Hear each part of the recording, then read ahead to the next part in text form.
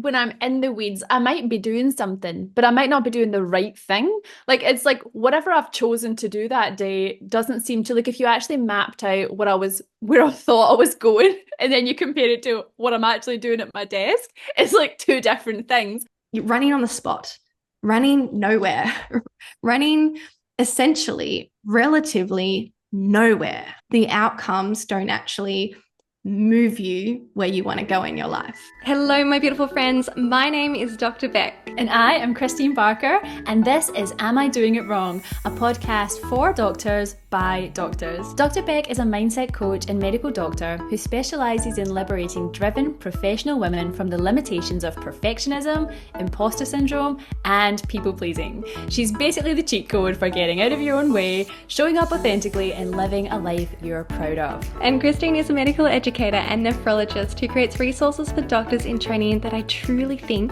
are an unfair advantage. She makes complex topics super simple and takes the pain and uncertainty out of passing your medical exams. Kristeen and I connected a few years ago via our online platforms, and over the years we've discussed countless highs, lows, and in-betweens of doctor life. And in doing so, we've experienced firsthand the power of vulnerable conversations to show us where we're getting in our own way and underestimating our capacity. So we want you to be part of the conversation and experience these same results. Every week on the pod, we'll be bringing you conversations which shine light in dark places, normalise the doctor journey, ease unnecessary suffering, and give you actionable steps to thrive in all facets of your life. So grab a cuppa and get cozy for this week's episode of Am I Doing It Wrong? The podcast for doctors by doctors. Welcome everyone, all of our doctor humans, our beautiful friends. Welcome back to another episode of the pod. We hope you loved the Boundaries series. If you haven't, definitely check that out because you're going to need it now and then for the rest of your natural life, I reckon. And can I just say, guys, don't forget to download the freebie from the Boundaries series. Not only is it this like beautiful, succinct master sheet, so you can actually get those components of the boundaries that we talked about, but it's also got the common kind of pitfalls, little mistakes that you can make that make your boundaries disempowering instead of what they're supposed to be, empowering. You don't want your boundaries to be something that makes your life smaller or makes you more disempowered. Your boundaries are there to make your life bigger and make you more empowered. So if you listen to the series, and if you know that if you still are feeling like boundaries aren't coming naturally to you and you're sort of hesitating, you're kind of would rather quietly sort of avoid setting that boundary, I know it feels difficult, then download the master sheet on boundaries, because we walk you through on there how to actually create your own boundary in a very intuitive way and then prompt you to execute it. So do the work that you deserve to do to integrate what Kristeen and I are talking about in the podcast into your life. We want to see you shine. We want to see you use these vulnerable conversations that we're having, and we want to see them actually make a shift in you. That would make us so, so happy. Please let us know if you have started using boundaries, or if you're considering it and you're getting stuck, and chat to us from the podcast on YouTube. You can leave comments or find us on Instagram. Our YouTube links for Kristeen and myself, YouTube and Instagram links are written in the show notes for the podcast. So come and find us. The boundaries episode it's going to be very relevant for today's episode too, which is all about checking in with your 2024 goals. And there are many reasons why you might not be on track with your 2024 goals. One of them might be, commonly for a lot of us, it's not because we're not working really hard. I think it's pretty safe to say that most doctors are very hard workers. We're not afraid of a bit of sweat. We're not shy of staying up a couple hours like extra or skipping a bit of sleep. But what can get in our way more than an unwillingness to work hard or do more work is an unwillingness to say no and set those boundaries so you can do the work that matters.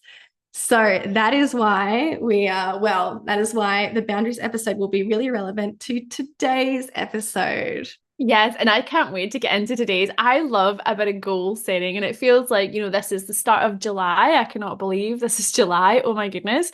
But I've had this thing recently, and I don't know about you, Beck, but I have completely, well, I wouldn't call it a meltdown, but maybe a little meltdown here and there where I've gotten to the middle of the year, I've been working so hard, I've been bringing things to life, and then it's like in this moment right now, I've kind of hit pause and then emerged. Like I was doing all the work and I was in the weeds. And then I've kind of emerged and looked around me and I'm like, oh my goodness, I feel off track. I feel like there's things that are in my head that want to come to life that I am right now, realistically, not close to. And the plan for that, the steps to get me there seem to be overwhelming. There's some places I don't even know how to get there. Things on the vision board, I'm like, how is that going to happen? Um, and it's just this funny feeling of kind of emerging halfway through the year, actually popping your head up, looking around and realizing, oh my goodness, like this is not quite where I want to be. And so it's just from that feeling, I think it's such a great place to kind of hit the reset button and get back on track. But like I'm saying, when you're that kind of overwhelmed and you're halfway through, you can have the feeling of panic and the feeling of being disappointed in yourself as well. And so it's just trying to get through that block in order to rise in the second half of the year. Is this showing up for you, Beck? This completely resonates with me. And in fact, I feel like when people talk about goals, and me too, when I think about goals in an intellectual sense, I think about positive feelings and feeling expansive and excited. And yeah, like a lot of the time when I'm thinking about goals, that is the case.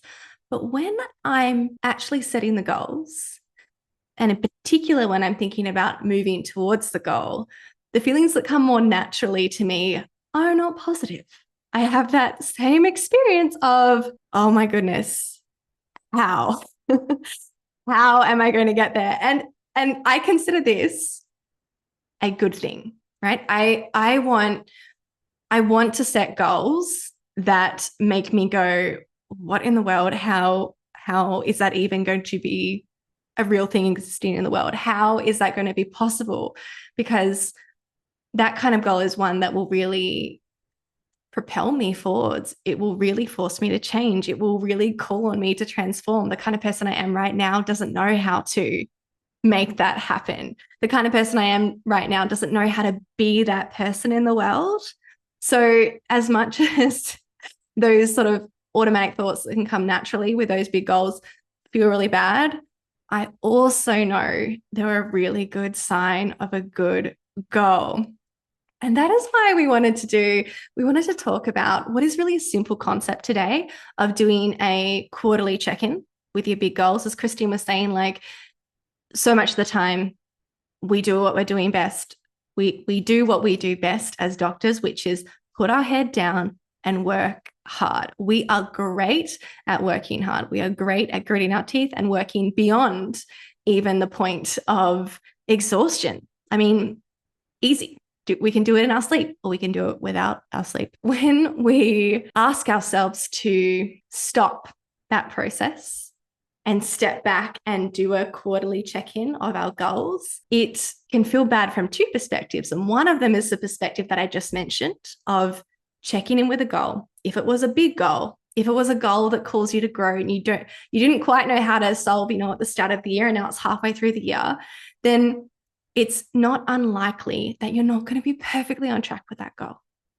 And even thinking about the next 6 months to come, your brain might do what my brain does naturally, which is say, oh my goodness, what am I going to do? And feel that overwhelm that you were talking about, Kristeen. And it can feel really negative. But the second reason why it cannot be a pleasant experience and why we really want to highlight this check-in for you guys today is because what feels really good to us as doctors, with all of the conditioning we've had over our time to get to where we are today, is having our head down and working hard and even exhausting ourselves, because that is what we're used to saying. Yep, good job. You've done a good job. You're being productive. You're on track. We're used to equating having our head down and working hard with being on the right track. But ironically, we want to encourage you, and this is as much a message for myself too, because I always feel like I need a pep talk for this, to block out a bit of time, given it's halfway through the year, block out a bit of time and lift your head up, stop just doing the work, and look at where you're going. Look at what's gone well, what hasn't gone well. Look at the gap between where you are now and where you want to be by the end of the year. And with all that information, what do I need to do from here? That's going to feel bad for those 2 reasons that we mentioned.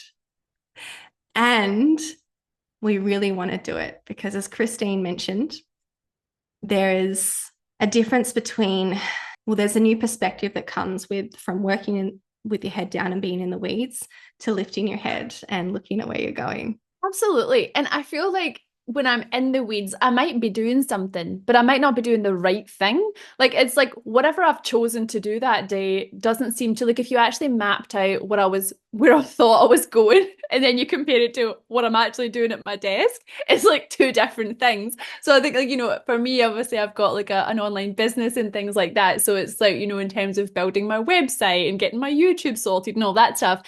But I guess for everyone else that's listening, I'm trying to think of some common examples. Like, say you've got a research project to do, but you're just in your emails and you're just reacting to everything everyone wants you to do in your emails, and you're actually not doing something that you wanted to do or that is going to be really good for your career or whatever it is, or a home project, or, you know, people like planning their wedding, planning a holiday. You're not doing it because you're too busy just reacting to stuff around you. And it's a kind of form of self-sabotage, I think, for me as well. But sometimes I don't think it's that complicated. I'm going for my comfort zone. Like, I want to feel productive. And so I just go and I do something, and I'm not conscious of it, but it feels good to like get some stuff off my to-do list. But then it's not necessarily the stuff that's important to me. Do you have any sort of way to help us reframe that? Or do you have any hacks for that, Becc? I think what you just said is really important for us to pin in our mind as doctors and really start to bring to the front of our mind to try and break this non-useful paradigm of the world. You said, well, I'm going to paraphrase into, hard work is my comfort zone. That is the case for most doctors. Working hard is your comfort zone. Now, a lot of us as doctors conflate hard work with productive output. We conflate hard work with moving towards our goals. And you've just given us this, you know, brilliant, subtle example of how hard work doesn't move you towards your goals. And you've used the term needle mover recently, which I really like too. It's, you know, needle movers as in, I don't know, where did that analogy come from? To me, a needle mover is something that actually is critical and key and makes an impact towards wherever you're trying to go. And being in your emails, it might be necessary work that has to be done. But I can think about, take the doctor who's wanting to complete this research project. And they've also got a meeting to prepare for. You're hosting for your department, or you've got a presentation to give at a conference or something like that. And you can be, the needle mover work and the work that really, if given more effort and attention, if your hard work is driven into the needle mover, that will actually make like a 50% more difference, say, a 50% greater difference in your overall life outcomes. But if you were to invest, and say that's an extra 6 hours in the month, let's even cut it down to, let's say that was an extra 2 hours in the month. And instead of those 2 hours being poured into your needle mover, you pour those 2 hours into that comfort zone work. You've got this presentation coming up. You'd love to be speaking confidently. You'd love to have slides that just blow people away. You'd love to get, out the most nuanced or nitty-gritty, impressive or clever inclusions for this presentation, which is, it's good work to do, in some cases. But the key here is it's not a needle mover. And if you put those 2 hours into that presentation, it's not going to improve your outcomes in your life by 50%. And that's the key. Like, you're doing hard work and it might be improving your outcomes, but as you said, it's not improving the outcomes that matter to you. And when you put your head down, you're in the weeds, when you're not aware of your big picture goals, it's so easy to keep working and keep depleting your resources, exhausting yourself towards things that don't create better outcomes or even satisfaction for you. And that's how we can have this sensation of running all day, but almost being on a treadmill. You're running on the spot, running nowhere, running essentially relatively nowhere, because the outcomes don't actually move you where you want to go in your life. Oh goodness, that analogy of running nowhere, it resonates so much. And yet that is the last thing that I want to do, is run nowhere. I don't really want to run at all. I want to like have a stroll and enjoy my life, but also running nowhere is like, oh my God, it goes so against things. Yeah, so I think that's one element of it, is when you look up from the weeds and you can actually like take stock of things, it helps you to see if you are doing the wrong things. Like I think that's a really beautiful part of it. And then I guess the next thing is kind of projecting forward, like what you were saying, to say, okay, where am I now? Where do I want to be? And then deciding how you're going to show up differently in order to do that. And then there's this other part that I've noticed recently when I emerge. I think I sort of alluded to it at the start, where there's that uncomfortable feeling. So although you can sort of say, oh, I'm just going to map out my goals, you're going to get blocked potentially because you just feel terrible. And I was reading this book, well, audio book recently, called The Gap and the Gain. And I hope I don't butcher this, but it's a really great book if you're interested. But it talks about this, when you can see where you want to be, but you're somewhere different. And because you're not where you want to be, you down yourself. And in the book, they talk about how we can do this to other people as well. So they give an example of like, if you have children and they're playing a sport and you're like, oh, they're not quite, doing it right yet. And you're kind of putting them in the gap, and you're seeing the bad parts as opposed to their potential. But I think we do this with ourselves as well. And either way, whether you're doing it to yourself or doing it to someone else, it doesn't feel very nice, because you're just reinforcing the negative stuff. And the way that they say to overcome this is to shift your mindset, to understand, like, to first of all know that you're doing it, be aware that you're doing it, but also then to sit down and recognize what you actually have done in the last, so we're talking about 2024, what have you actually achieved in the last 6 months? Like for me, I'm sitting here in the gap of all the things in my head that haven't come to life. But if I really look at the last 6 months, like, my goodness, there was a time there was a lot of good things going on there. I had my clinical exam program. I'd like to think that I've helped a lot of people, and they've obviously enriched my life as well. It's a beautiful two-way exchange, that program. But a lot of really cool stuff has happened. But for some reason, my default position when I emerge from the work is to go negative and be like, oh, I'm running out of time. I haven't done it all yet. But there's this beauty to understanding where you've come from. And it gives you that almost self-assurance to understand you can do amazing things. You can do anything you put your mind to. And then that helps when you're trying to overcome that negative, stuck feeling as you project into your future. Totally. I alluded to my automatic thoughts that come up that are very in this model that you're talking about, with this concept of the gap and the gain. My brain automatically goes to the gap. That's just the default. And I've been working on my mindset for years now, and it's okay that my brain goes to that as a default. That will be the case for a lot of us, dare I say it, most all of us, perhaps all of our life, because we do have that negativity bias as humans, and we do have this loss aversion. We have all these evolutionary and maybe just social and certainly personal reasons for why we look at the negative first, or more easily, even just the fear that it can elicit to us, or the meaning that we add to it. But the awareness, as you're saying, Kristeen, that is what your mind automatically does, is all you need. Because when you have the awareness and you go into this review and goal setting kind of audit and action planning session with yourself, if you can be aware of your normal reactions that get in the way and make this work harder for you, then you can actually intervene on it. That's really the key. You don't need your mind to automatically behave all the time. You're not going to get that. But when you can have that self-awareness, then you get an opportunity to create something different for yourself.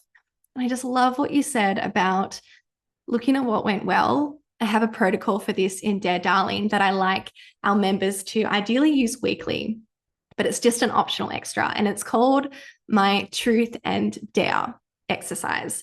or truth and dare protocol. So this is 2 truths and 1 dare. And it's very similar to what you've just suggested here. It's so intuitive. And the name I made up, but gosh, the system is just, it's something that you'll find in different variations in all the self-development work. So 2 truths. The first truth is what went well. Second truth is what didn't go well. And then the dare is what will I do differently? And that's the kind of structure that really serves you to have that self-efficacy, as Kristeen mentioned. Focusing on what's gone well this year is not just because it feels nice. It's not just because we want you to have lovely feelings and give yourself a pat on the back. It's actually really useful because, especially for me, for someone like me, when my mind goes to that like rah, negative, like look at how are you going to do this overwhelmed place, to have set myself up with, wait a second, you've already done so many things that you at the start of the year had no idea how to do or what to do or how they would happen. You've got all this evidence right now to dispute some of these negative things that your mind might be saying, to the point that you might get to that what will I do differently question, that dare, and those negative thoughts will kind of be overridden by that sense of self-efficacy and this intrinsic motivation that comes when you recognize how capable you are. So I'm so happy you mentioned that, and I just couldn't agree more. I love that though, 2 truths and a dare. And I love how the 2 truths, like one gets to be positive and then one gets to be negative. Like you get to indulge yourself a little bit, like, it's okay to learn from things that actually, like, not everything did go well. You're going to learn what didn't go well. And that's just life. And then the dare, it's like the yes this, and we're going to go and we're going to move boldly forward. But then as you were talking, I was also thinking about, apart from the natural default of negativity that comes up and understanding your gap so much more than you could intuitively just remember your gain, you have to really like set aside a conscious effort to do that. I was thinking about time urgency. Like, I don't know if you do this, but I must be a very impatient person, in terms of delayed gratification. I don't know why I'm like this, but my understanding is good things take time. We all went to med school. That took a long time, right, to learn medicine. Like it just, oh my God. And then we realized we never learned it. We're still learning it. It never ends, right? But the good things take time. And, in terms of a tree growing or however you want to spin it, beautiful things in your life do take time and they do take nurturing. But for some reason, my expectation of everything about myself is I want it done yesterday. And, and there's a real impatience that comes. So not only being down on myself for not achieving the thing, but also I label myself as inefficient, or like I'm just, like it's going slower. So, in terms of projecting into the next 6 months and making a plan, I think one of the things I would do is I'd be like, right, 2 truths and a dare. And what am I going to do? And then I'd be like, right, and I'm going to do that in 2 weeks. Right? So then I'm going to very quickly end up in the gap again, because y'all know I can't do the big thing in 2 weeks.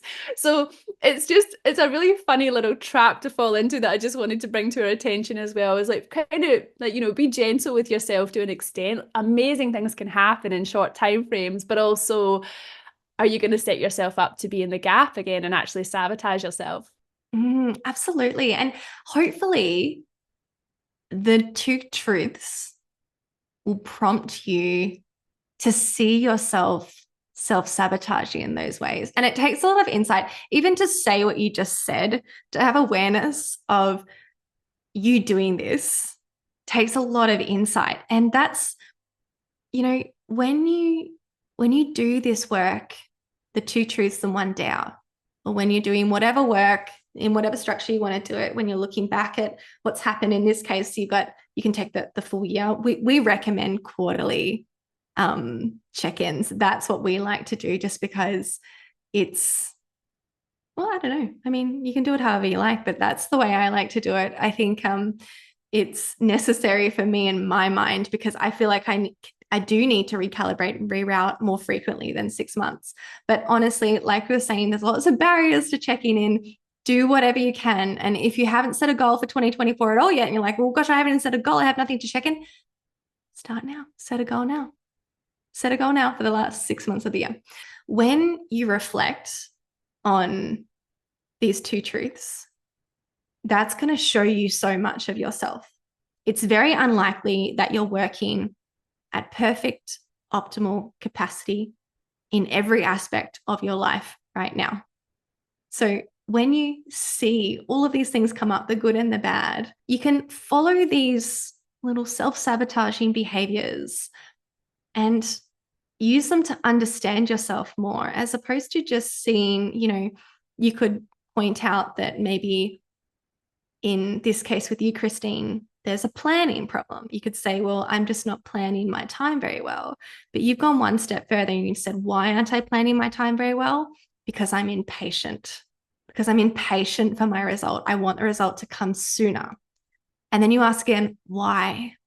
Why do I want the result to come sooner? How do I think I'm going to feel when I get that result? How do I think my life will be different when I get that result? I.e., what am I rushing towards? Or on the other hand, how do I think I'm going to feel if I don't get that result in 2 weeks? How am I going to treat myself? Am I going to beat myself up? Am I going to make my own life miserable because I haven't had those results? Why are we impatient? And this is how, reflecting on whatever goal you have, whether it's professional or personal, can continuously help you to grow as a full person, not just to achieve a goal, but it can transform you into a different person when you start really looking at all this incredible data that you get on yourself. And you start to learn and build the kind of insight that you have, Kristeen, on yourself after years and years and years of working and pivoting and being agile and evolving to have created this incredible medical education business that you have now, that's now multiple different courses and programs, and you've got free content on YouTube and Instagram and now the podcast. It's been this constant evolution for you of reflecting and not hitting your goals, I suspect, because you've got massive goals, and then pivoting and growing where you want to grow. And I think we both said earlier that, if we set out 5 years ago and we knew what the path was to get to where we are now, that we would never have gone on this path. Because back then, you 5 years ago would have been like, I can't do that. But when you do these smaller check-ins and you learn about yourself as you go, you get to make these small incremental changes that ultimately accumulate to a massive transformation that you could never imagine. But don't try and do a 5-year goal in 2 weeks, because you'll quit, because you'll be like, no way, I'm not doing that. But that's the other benefit of these quarterly or 6-monthly or even yearly goals. You get to stop and work out, who am I now? After chasing this goal for the last 3 months, who am I now? What skills have I built? And therefore, how am I going to pivot and change from here? I love that. I definitely would have been massively overwhelmed. I would have been at ground zero still. I'm just like, no way would I have. Oh, that was because when you look back on things in the past, you can see that at the time they felt so hard, and then everything you're saying, you actually do transform into another person. It's almost like your nervous system expands. I think your nervous system can expand to hold more situations, I guess, is probably how I feel now. But yeah, you're right. You're right. It would have been too scary. So you're probably not meant to know all the steps. You're probably not meant to get it all perfect, and you're definitely not meant to do it in 2 weeks. So you're meant to learn about yourself and become a different person incrementally along the way. And when you actually do these check-ins, you are reflecting on who you are now and therefore what you're capable of, which was different to 3 months ago. If you've got a big goal. Yeah, 100%. Yeah, because you need to become different to achieve the big goal. I totally agree. Oh, I'm so inspired by this chat. I do feel a lot more put together in the moment, and I'm going to do 2 truths and a dare. I actually hadn't heard that one yet.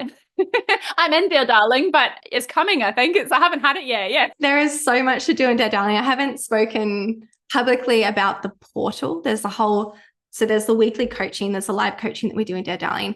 And then there's also a whole portal of resources and tools like this, videos. I share my personal transformation, my very personal, close to my heart transformation that I've never shared before online. It has to do with my weight management and overeating and being dependent on external validation. And there's also videos on coaching tools. So there's so much in there. But the weekly truth and dare exercise, I've suggested that you guys do it for your quarterly check-in or 6-monthly check-in here today. But usually you can also use this on a weekly basis. Just make it like a 10-minute activity. What went well, what didn't go well, and what am I going to do differently next week? It'll change your life. Yes, that sounds amazing. And thank you so much to everyone who's listening. We hope you have massive goals and really hope that you put this into practice. And of course, we would love to cheer you on if you want to share your goals or even just give us an emoji which represents your goals. Drop it in the comments below. Don't forget to like, share, and subscribe wherever you get your podcast. Thank you so much. And we'll see you again soon in another episode. Bye. For something, I've been down the darkest roads and up in the clouds.